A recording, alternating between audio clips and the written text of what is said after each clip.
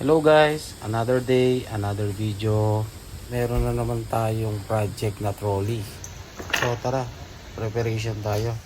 Siyempre, magsuot muna tayo ng mahiwagang apron para protektahan natin yung uniform natin. Kunin na rin natin yung mga materials natin. Buksan na natin ng mahiwagang chemical locker natin dito sa workshop natin.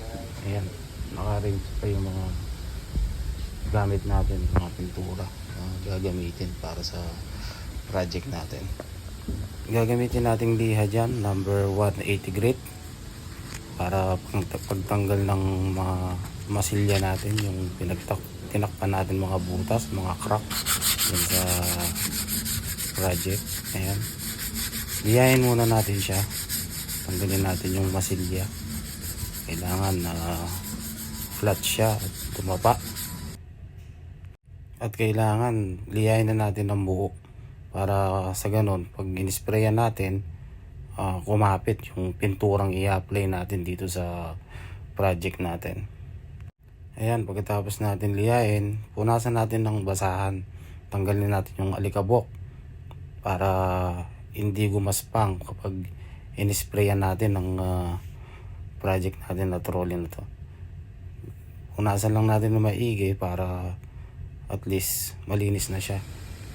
Ang gagamitin natin pintura dito puro urethane, black, tapos clear coat. Ayan, puro urethane yan para matibay siya. Timplahin natin yung gagamitin natin pintura. Ang ginawa ko dyan yung kulay black kasi matte ang finish niyan. Ang ginawa ko, kumuha ko ng pintura na black, hinalo ko na pinaghalo ko yung clear coat.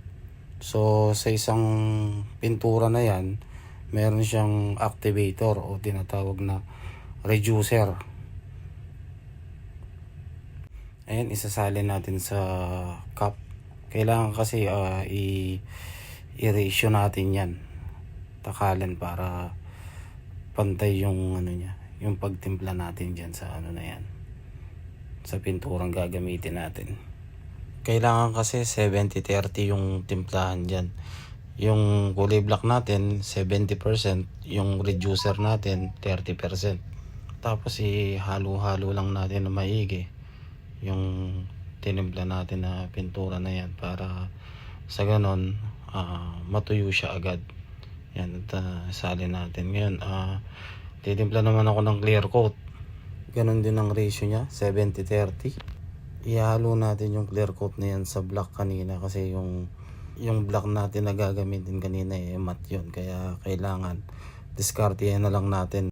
Wala tayong glossy black na pintura kaya kailangan i-mix na lang natin. Ganito talaga sa barko, kung ano lang yung materials na available, yun ang gagamitin natin. Kaya tsaga-tsaga lang at diskarte na lang. Sa pagsali naman sa spray gun, kailangan yan, meron tayong pang sala ng pintura. Ayan, kailangan magsuot tayo ng respirator para, alam nyo naman, PPE. Kailangan natin yan para sa kalusugan natin. Hindi natin maamoy yung fumes ng pintura.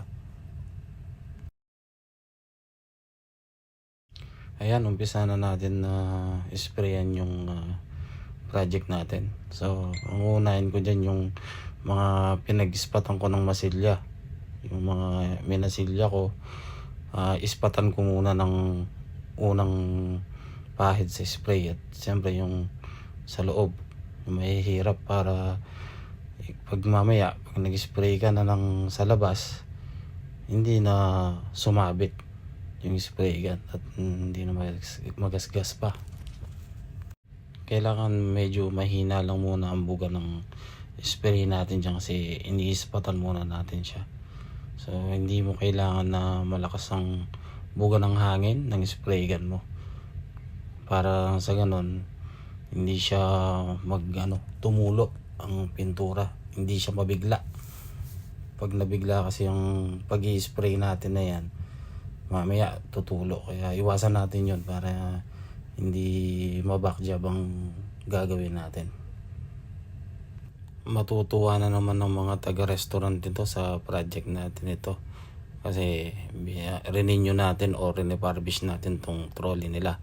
Kasi gamitin ito sa pag-serve nila sa mga pasahero.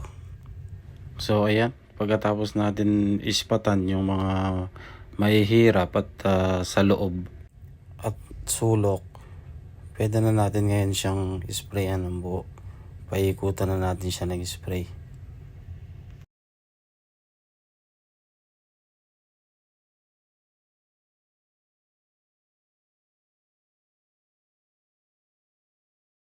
At ayan, malapit nang matapos yung project natin. Ganyan ang trabaho ko bilang pintor dito sa barko. At sana nagustuhan niyo yung video ko. Salamat sa panonood. Huwag naman kalimutan i-share at i-follow yung page ko. Paki-like na rin at comment. Maraming salamat. Thanks for watching.